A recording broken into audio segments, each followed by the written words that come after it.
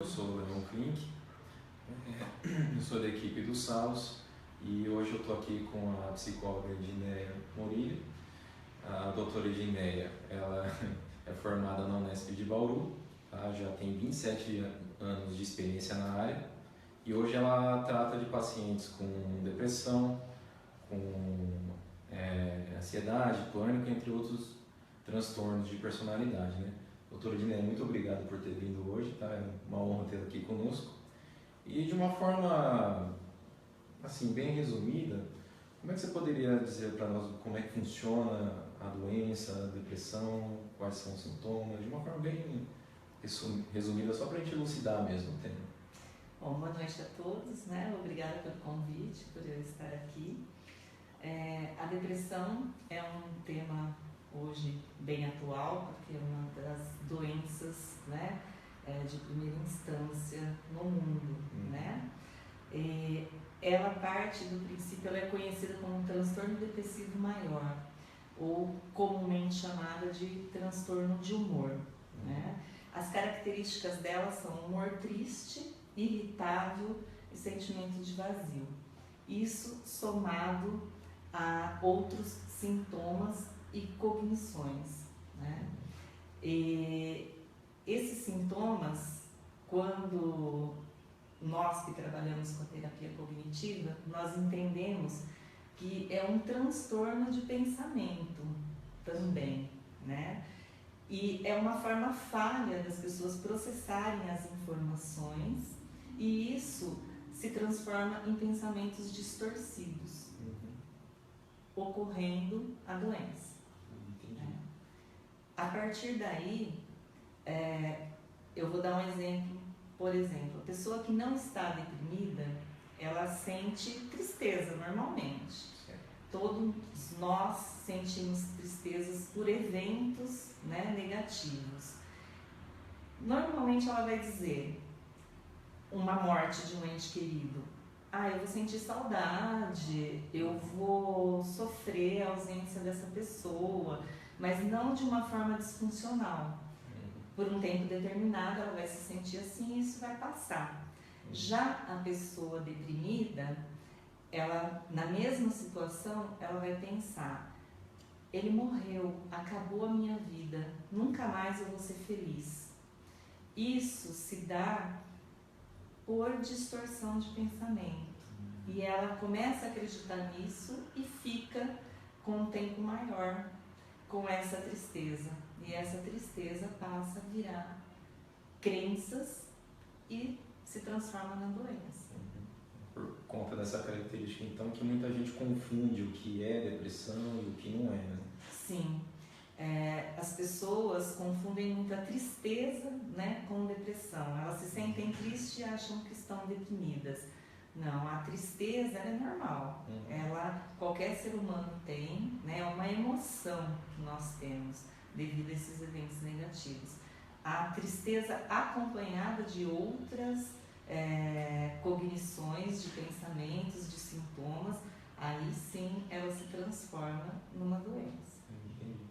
E meio que também por causa disso, muita gente acaba julgando como um exagero, como, você só está triste, você não está doente, para com isso. Sim.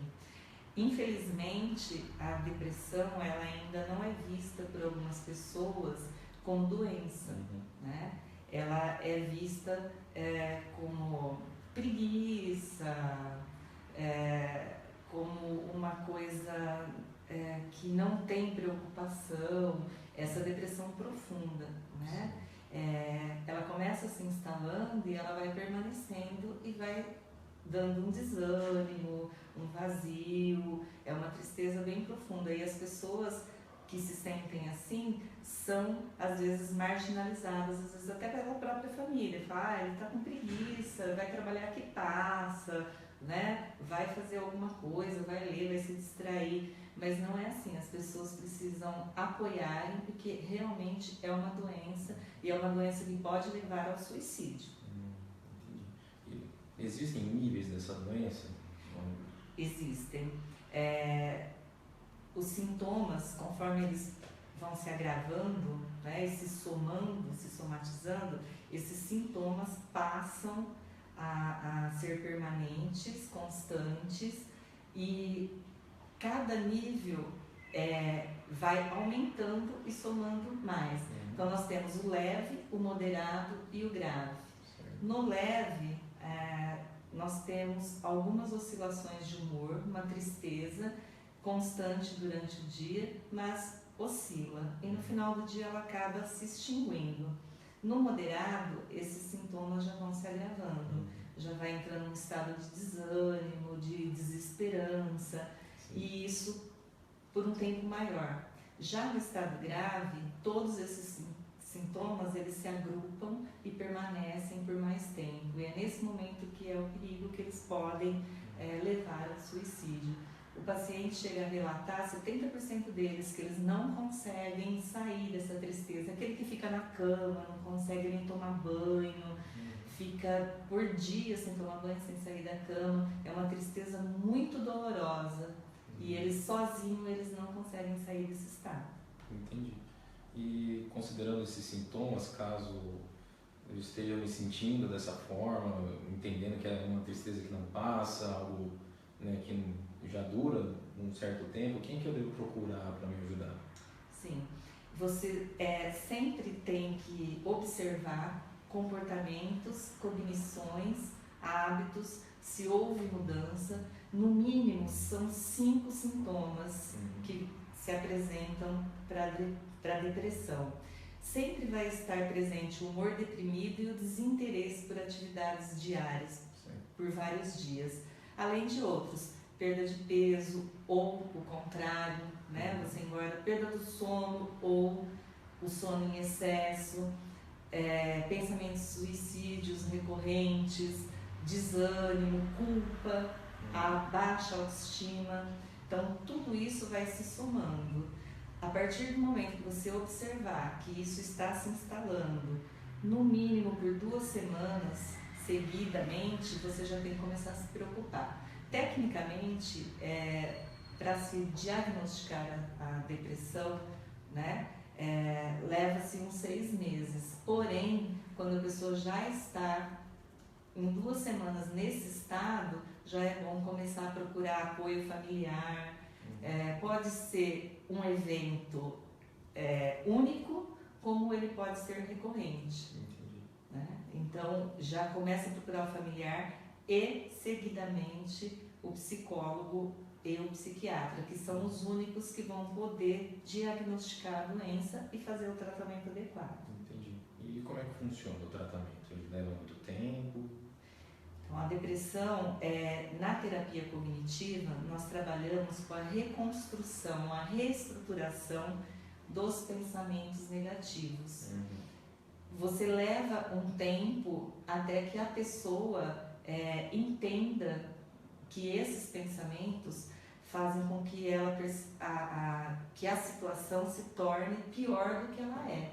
Ela começa a modificar as cognições, começa a interpretar as informações de uma forma mais funcional. E isso associado a outras mudanças de hábito, como por exemplo, academia, vida social, é aí que a família entra, com apoio, acreditando, estimulando a mudança de hábito desse paciente.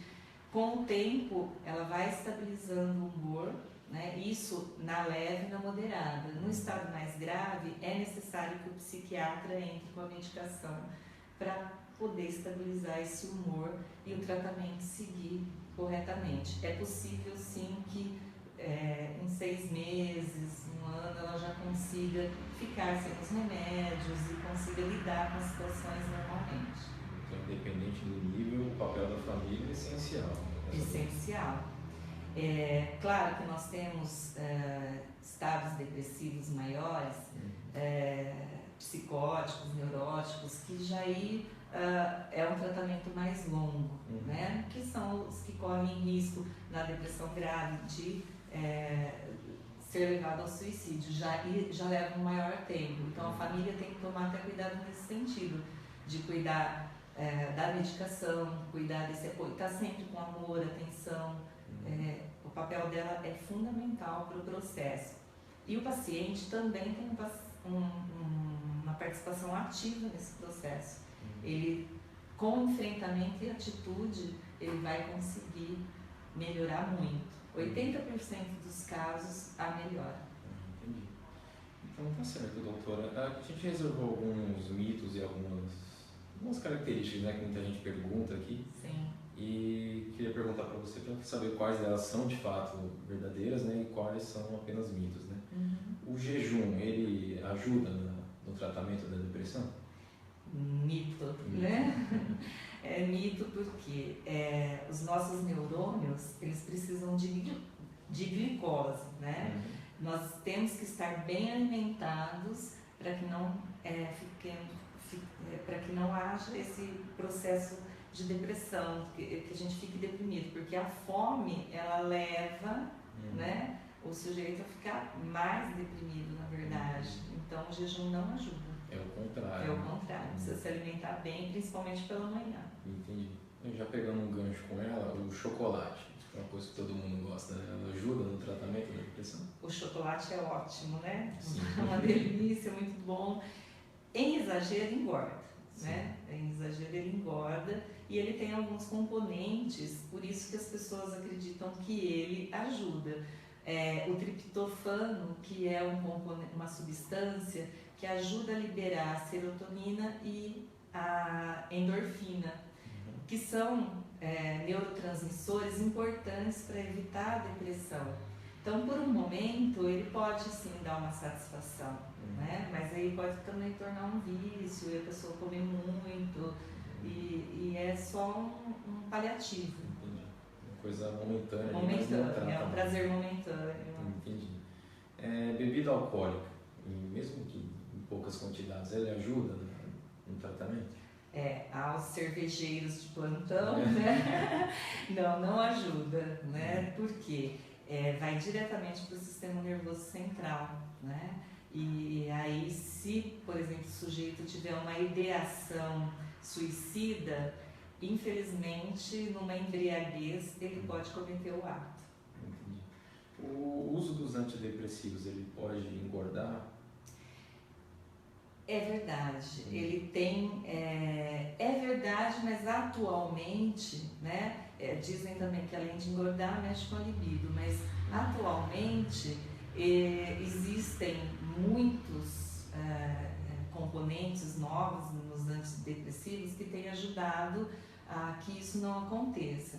Porém, depende muito do paciente também, porque existem algumas coisas que podem ajudar, exercício físico, boa alimentação, não é uma condição para que ele pare o tratamento, porque se ele parar por esse motivo, a depressão pode piorar, porque a depressão já convida, né, a você engordar, porque você para, fica desanimado, fica só em casa, deitado, às vezes come, às vezes não come, tem alguns que comem em excesso, outros comem de menos, então o remédio vai ajudar a estabilizar esse humor, então logo ele vai poder superar isso.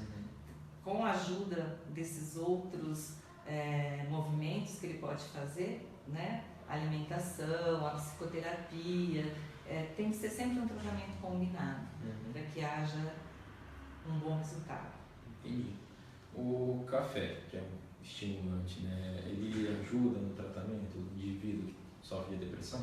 É mito também, né? O café é estimulante sim, né?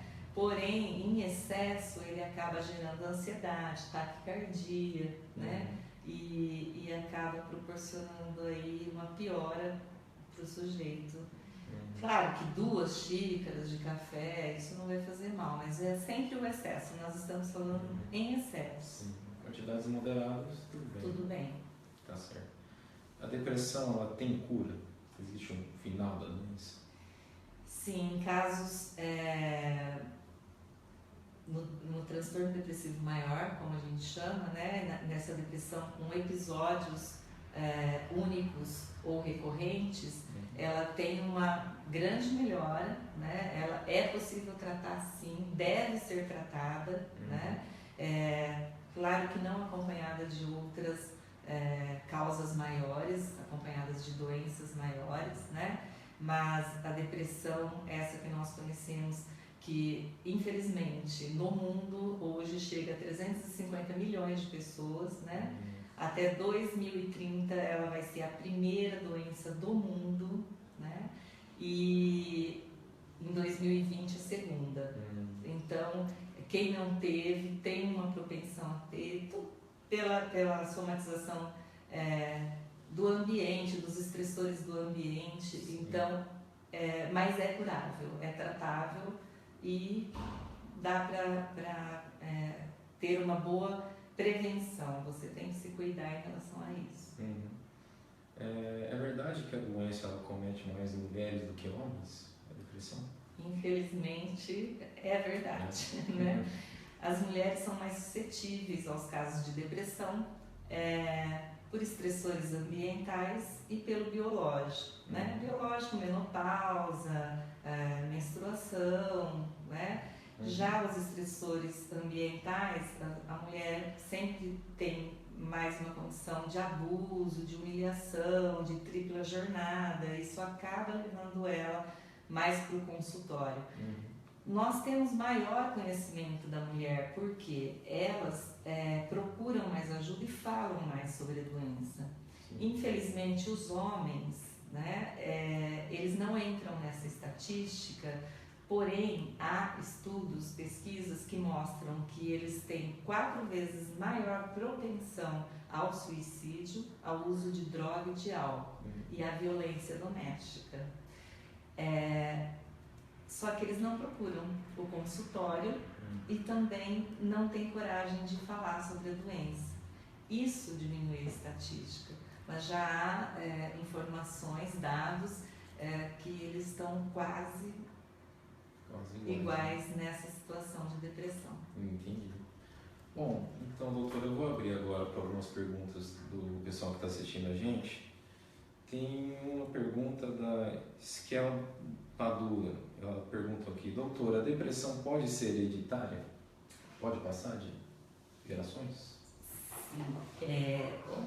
Tem fatores genéticos. Ela não necessariamente ela não passa de um para o outro.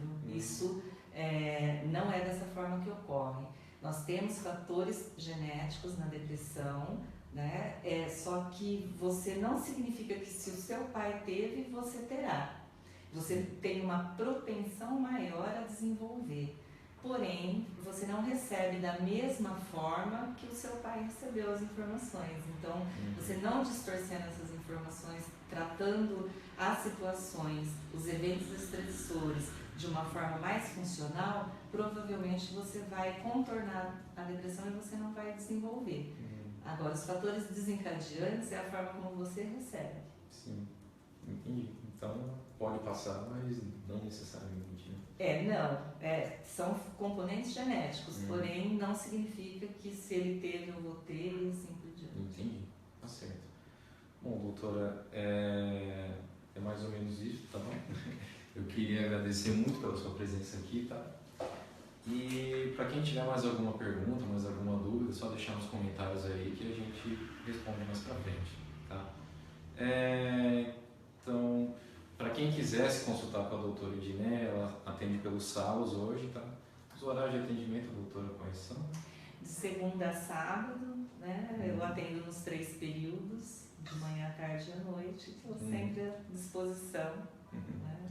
Perfeito. Então, quem quiser marcar uma consulta, conhecer mais, é só baixar nosso aplicativo ou entrar no nosso site, tá? No mais, eu queria agradecer a todos pela presença. Tenham uma boa noite para a doutora. Eu que agradeço vocês. E uma boa noite a todos que nos assistiram até aqui. Boa noite. Obrigado. Obrigada.